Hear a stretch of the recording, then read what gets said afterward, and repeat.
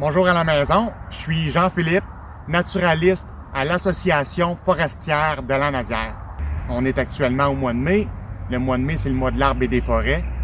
C'est un mois où les températures sont clémentes, où la lumière est très présente. Donc, c'est un mois par excellence pour réaliser la plantation d'arbres. Donc, aujourd'hui, dans le cadre de notre petite vidéo, nous souhaitons vous démontrer la façon de procéder à la plantation d'un arbre. La première étape pour planter un arbre, c'est avant tout de déterminer le bon emplacement où planter celui-ci. Il y a plusieurs choses qu'on doit prendre en considération. On peut penser, entre autres, à la proximité des fils électriques, à la proximité de la piscine, de la maison.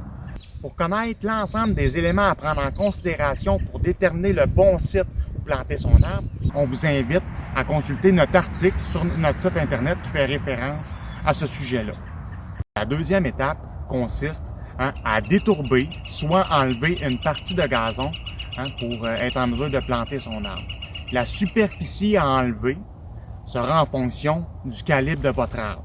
Donc, pour un petit arbre, on peut détourber un cercle d'un diamètre d'environ 30 cm.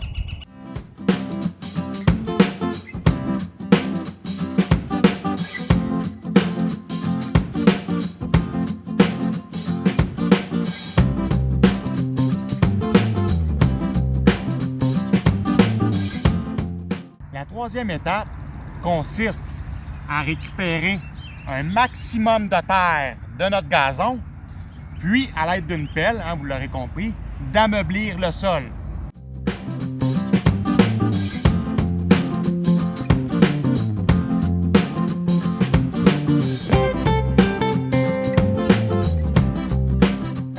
La quatrième étape d'une plantation consiste à creuser son trou. La profondeur de celui-ci doit être équivalente à la proportion du système racinaire ou légèrement plus. Petit détail important lorsque vous creusez votre trou. Prenez votre terre de surface, disposez-la aux abords du trou.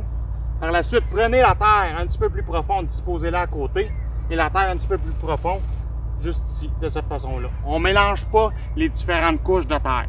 Donc, la cinquième étape d'une plantation d'arbre, c'est de déterminer la bonne profondeur pour son arbre. Donc ici, on retrouve la carotte. La carotte, c'est le système racinaire de l'arbre, ainsi que le terreau.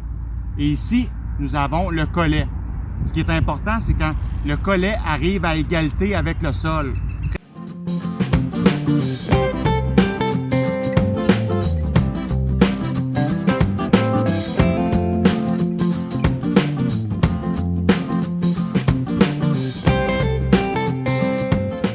La sixième étape consiste à compacter le sol à l'aide de ses mains, comme ceci, tout autour du système racinaire pour éviter la formation de poches d'air dans notre trou.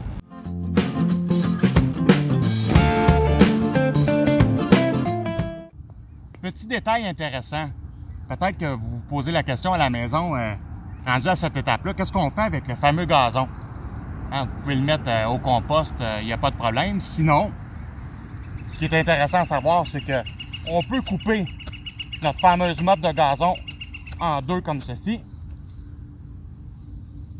La disposer à l'envers, comme ceci, sur notre trou. S'assurer que notre motte ne touche pas au tronc de notre arbre. Et notre motte agit comme un paillis. Donc, le gazon à l'envers va empêcher les mauvaises herbes de pousser. Ça va également préserver l'humidité dans le sol. La septième et dernière étape, un arrosage abondant. Donc, la démonstration a été exécutée avec un arbre qui a été produit en récipient. Voici une petite variante concernant les arbres à racines nues.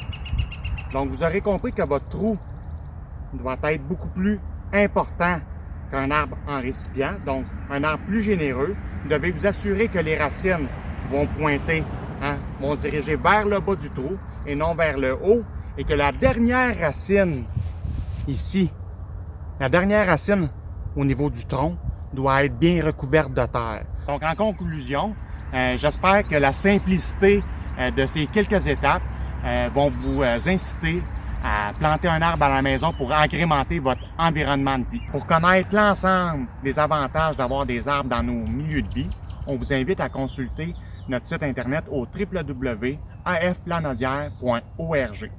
Bonne plantation!